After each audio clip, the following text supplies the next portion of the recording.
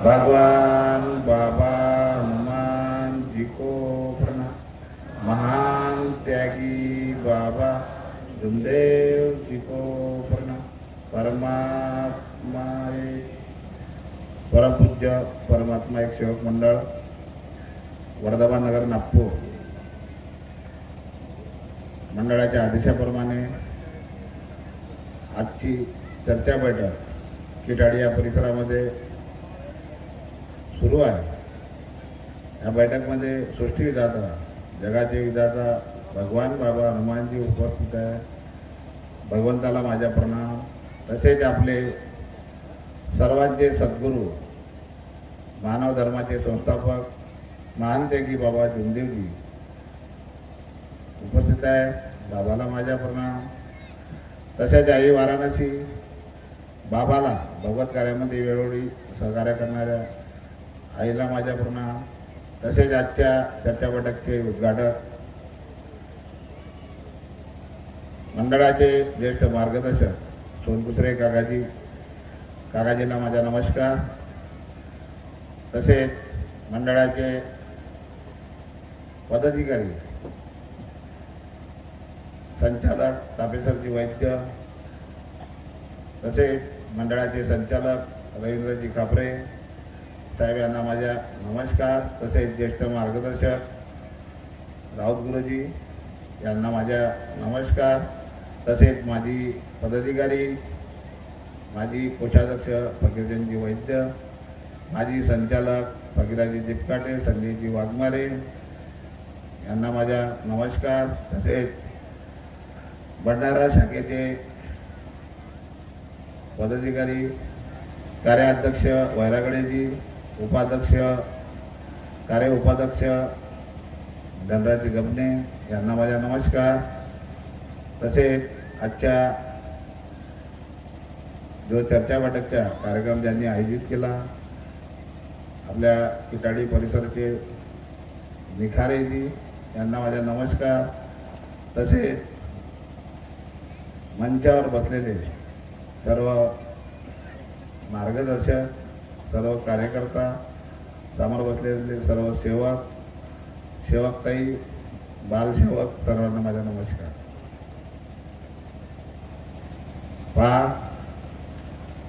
आपण इथे जे बसलेले आहोत आणि सर्व जे आपण अनुभव ऐकलेले आहे आणि आपण या मार्गामध्ये कशा करता आलं हे आपल्याजवळ सर्वांजवळ आपापला अनुभव आहे।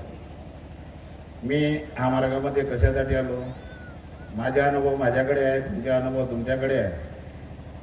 आणि बाबांनी म्हटलेलं आहे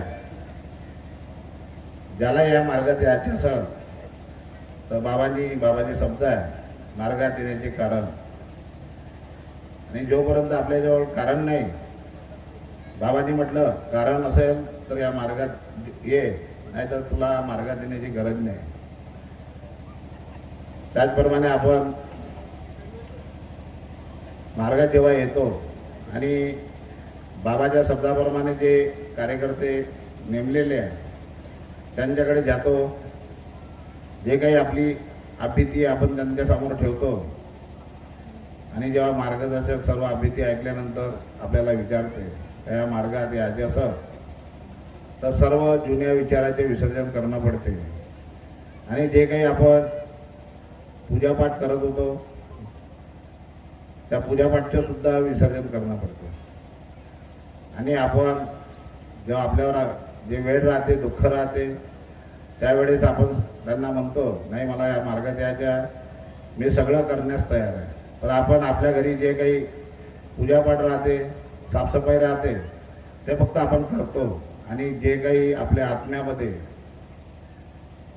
जे विचार भरलेले राहते मार्गात येण्याआधीचे त्याच्या परिपूर्ण आपल्याने विसर्जन होत नाही। आपण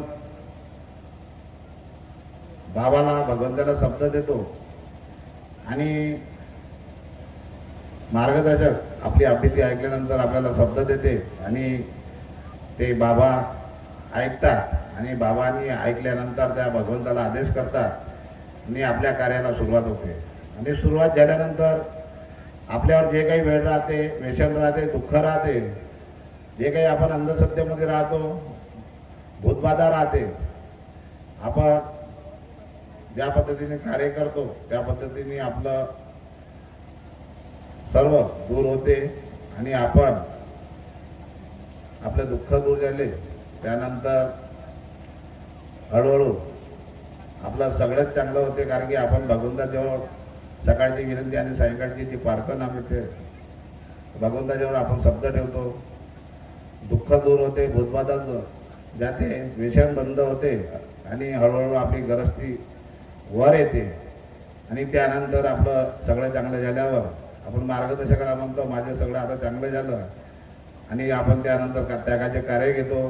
कार्य घेतल्यानंतर 9 हवन होतात आणि 9 हवन झाल्यानंतर आम्हाला आमच्या आत्म्यामध्ये जे परिपूर्ण विसर्जन होत नाही तो जो अहंकार राहते हळूहळू आमच्या वाढत जाते आणि त्यानंतर आम्ही दुसऱ्याकडे बोट दाखवण्याचे कार्य करत असतो. आणि बाबाचे शब्द आहे, तू या मार्गात जे आला, आपण आपल्या परिवाराकरता मार्गात आलो आणि बाबांनी म्हटलेलं आहे सर्वप्रथम तू आपल्या परिवाराकडे लक्ष कर, तू स्वतःकडे लक्ष कर. पण आपण आपल्या परिवाराकडे लक्ष करत नाही आणि स्वतःकडे लक्ष करत नाही आणि दुसऱ्याकडे बोट दाखवण्याचे कार्य करत असतो. सर्वप्रथम आपण या मार्गात आल्यानंतर सगळं काही आपलं चांगलं झाल्यानंतर आपल्याला आखरीपर्यंत माझा परिवार कसा, मी कसा, स्वतःकडे बोट दाखवण्याची गरज आहे. आपल्याला कार्य करायचे आहे, कर्म करायचे आहे. आधी कर्म करताना फळाची आशा करू नये. कर्म करत चला, ती शक्ती आहे. बाबांनी ज्या शक्तीची प्राप्ती केली आहे ती जागृत शक्ती आहे. आम्हाला कर्म करायचे आहे आणि कर्माचे फळ जरूर आम्हाला भेटणार आहे. आम्ही कर्म करण्याच्या आधी फळाची आशा करू तर ते त्याच्यामध्ये निराशा होणार आहे. त्याकरता माझे एकच म्हणणे आहे का आपण या मार्गात जोडला भाग्यवान आहोत आणि या मार्गात आपण जे आलेलो आहोत, बाबांनी आपल्याला जवळ केलं. आम्ही या मार्गामध्ये कोणीही चांगले आलेलं नाही. मी सुद्धा या मार्गात जेव्हा आलो येण्याच्या आधी या परमात्मा या मार्गाची निंदा सुद्धा झाली. व्यसन असं होतं, काकडीच्या दिवस असल्याशिवाय माझे व्यसन बंद होऊ शकत नव्हतं. भाजीपाल्याची दुकान होती, परिस्थिती खराब झाली होती, जीवा लॅटरीचं व्यसन होतं. अशा आखरीच्या टोकावर गेलेलो होतो, कर्जबाजारी झालो होतो व्यसनामुळे आणि आत्महत्या केल्याशिवाय दुसरा काही रस्ता नव्हता. आणि या मार्गामध्ये एक दिवस मला वाटते 95-96ची गोष्ट असं त्याची मी या परमात्माच्या मार्गाबद्दल निंदा केली होती आणि त्यानंतर 4 ते 5 वर्षामध्ये माझी अशी परिस्थिती झाली 2000 पर्यंत का आत्महत्या केल्याशिवाय काही दुसरा रस्ता नव्हता. आणि या मार्गात येण्याकरता माझ्या पत्नीने 8 ते 9 महिने मार्गदर्शकाच्या शब्दाने एक अगरबत्ती लावण्याचे कार्य केले आणि एक दिवस उजाडला. आणि मी या मार्गाची निंदा केल्यानंतर सुद्धा बाबांनी मला माफ केलं आणि जवळ केलं आणि या मार्गाशी मी जोडलो. कधी जीवनात विचार केला नाही. मला सगळं काही मिळालं, कुठेही मला कमी ठेवलं नाही. आणि माझे म्हणणे एकच आहे, आपण जेव्हा आपल्याला जेव्हा होश येते आपण जेव्हा जन्मतो 4-5 वर्षानंतर आपल्याला काही समजत नाही आणि त्यानंतर आपल्याला कळायला लागते की आपल्या आई वडिलांची परिस्थिती काय आहे. आमच्या घरी परिस्थिती खराब असल्यावर कोणी आमच्या परिवाराला साथ दिला तेव्हापासून आपल्याला समजत असते. आणि जेव्हा आपण आपले जीवन गाता जेव्हा आपल्या लक्षात येते का आमच्यावर जेव्हा वेळ होती, परिस्थिती खराब होती तर आम्हाला कोणी मदत केली, कोण आमच्या कामात आलं, ते जीवनात माणसांनी विसरू नये. तसाच आपण या मार्गामध्ये आलो तर आपला पहिला दिवस काय होता त्या पहिल्या दिवसाला आपण आखरी श्वासापर्यंत कधी विसरले नाही पाहिजे. आणि आम्ही ज्या आमच्या आत्म्यामध्ये जे अहंकार आहे त्या अहंकाराचे विसर्जन परिपूर्ण व्हायला पाहिजे. आज आम्ही पाहत आहोत आमच्या शेवगामध्ये गावागावामध्ये एकामेकाच्या विरोध सुरू आहे. मंडळाचे सेवक असताना सुद्धा तो त्याच्याकडे बोट दाखवता, तो त्याची कंप्लेंट करता. इतक्या मंडळामध्ये तक्रारी आहे का आम्ही सुद्धा पाहू शकत नाही. या प्रकारचे कार्य होऊन राहिलेले आहे. सेवकांनी स्वतःकडे पाहायला पाहिजे. कोण काय करते त्याच्याकडे लक्ष करायला नाही पाहिजे. आपल्या परिवाराकडे लक्ष ठेवायला पाहिजे. माझी मुलगी मोठी झाली, माझा मुलगा मोठा झाला, माझी मुलगी जेव्हा कॉलेजला जाता बरोबर जाते का, माझा मुलगा बरोबर कोणत्या मित्राच्या लाईनीमध्ये वाईट लाईनीमध्ये लागते का, त्यांच्याकडे सुद्धा लक्ष ठेवणं गरजेचं आहे. आता 10-12 दिवसाआधीची गोष्ट आहे. माझ्या परिसरामध्ये आमच्या हेडाभावाला माहिती असेल, 2 मुली, एक सेवकाची मुलगी, मला वाटते 2-3 महिने झाले असेल, ती 18 वर्षाची झाली. ते एका अशा मुलासोबत गेली का तो मुलगा गांजा, दारू, असा चरस वगैरे जे नशापत्ती करते अशा मुलासोबत ती मुलगी गेली आहे. आणि आत्ता 3-4 महिने झाले तिला 18 वर्षे झाले. त्याच्यासोबत दुसरी मुलगी 2 दिवसानं तिची मैत्री, ते सुद्धा त्याच्या मित्रासोबत गेली. आणि ते पोरं असे होते का गांजा दारू पिणारे पोरं, वाईट लाईनचे पोरं. त्याकरता सर्वप्रथम आपण आपल्या परिवाराकडे लक्ष ठेवायला पाहिजे.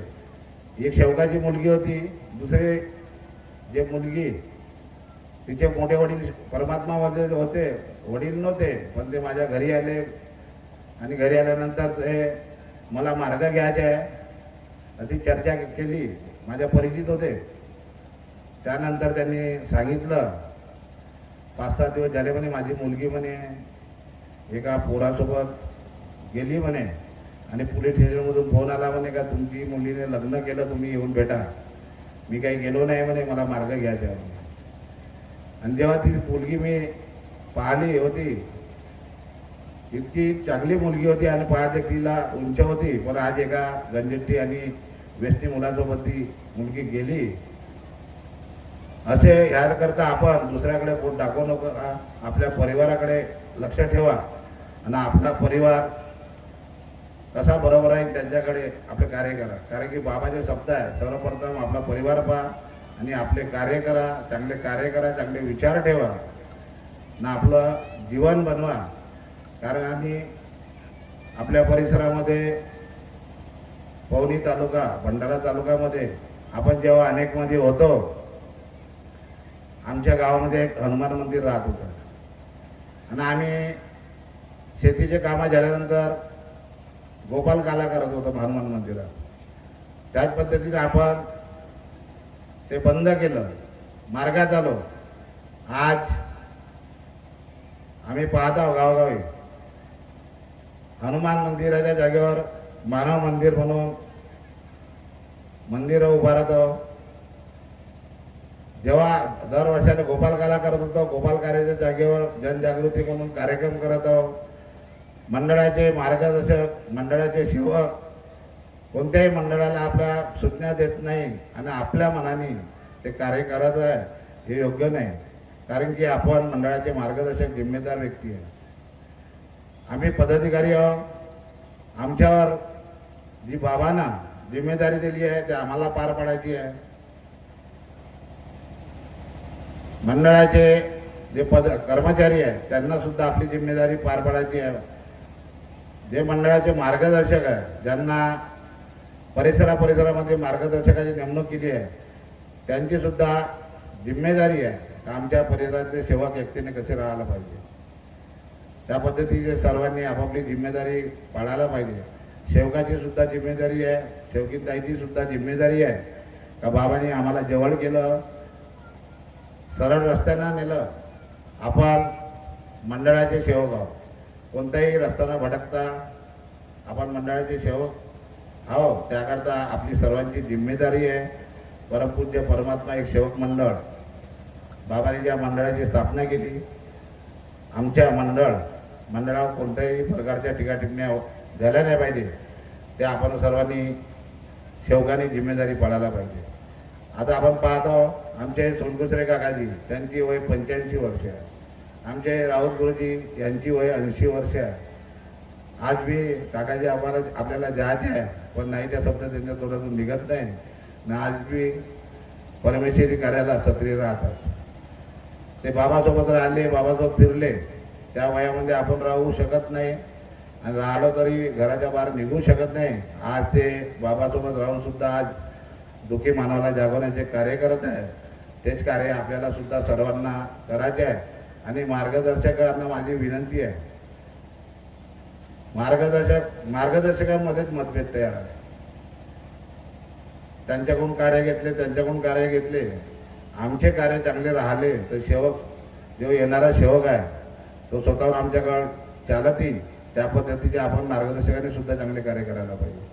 आणि मार्गदर्शकांनी आपलं जसं तहसील आहे, पवनी तहसीलमध्ये सर्व मार्गदर्शकांनी एकतेने बसायला पाहिजे. आमची भंडारा शाखा आहे, भंडारा शाखेमध्ये आमच्या पदाधिकारी जे आम्ही नेमलेले आहे, कार्याध्यक्ष आहेत, इथे बसलेले कोषाध्यक्ष आहे, यांनी सुद्धा 3-3 महिन्यांनी सर्व जसं पवनी तालुक्यामध्ये जे मार्गदर्शकाच्या मार्गदर्शकाला बोलावून एकत्र एकतेचे कार्य सांगून आणि कार्य शाखा जे आहे, एक साकोडी शाखा आहे, भंडारा शाखा आहे, यांनी आपापल्या परिसरामध्ये मार्गदर्शकांनी एकता ठेवून एकामेकाला समजून घेऊन कार्य करायला पाहिजे. मार्गदर्शकामध्ये एकता असेल तर सेवकामध्ये एकता जरूर राहील. त्या पद्धतीचे कार्य करा. आणि आमच्या जो मंडळ आहे त्या मंडळाची जी जिम्मेदारी आहे ते जिम्मेदारी पार पाडा. कोणी कोणालाही बोलण्याची वेळ आल्या नाही पाहिजे. त्या पद्धतीचे कार्य करायला पाहिजे. मी सुद्धा आज मंडळाचा मी अध्यक्ष आहे. मी कधी जीवनामध्ये विचार केला नाही का मी मंडळाच्या अध्यक्षपदी मी आपले कार्य करत गेलो. बाबांनी मला त्या पदावर नेलेलं आहे. माझी जिम्मेदारी मला पार पाडायची आहे. आणि चांगले कार्य करा आणि सर्व जण मिळजुळून राहा. मी निकारेजीला विचारलं जेव्हा आलो तेव्हा, निकारेजी म्हणलं या परिसरामध्ये आपण मंडळाचे सेवक संमेलन घेतलं नाही का? त्यांनी म्हटलं आतापर्यंत आम्ही घेतलं नाही. त्यांनी सुद्धा या परिसराचे जे काही 10-12 मार्गदर्शक आहे त्या मार्गदर्शकासोबत एकत्र बसून चर्चा करून आणि एकतेचे कार्य मंडळाच्या सेवक संमेलन त्यांनी घ्यायला पाहिजे.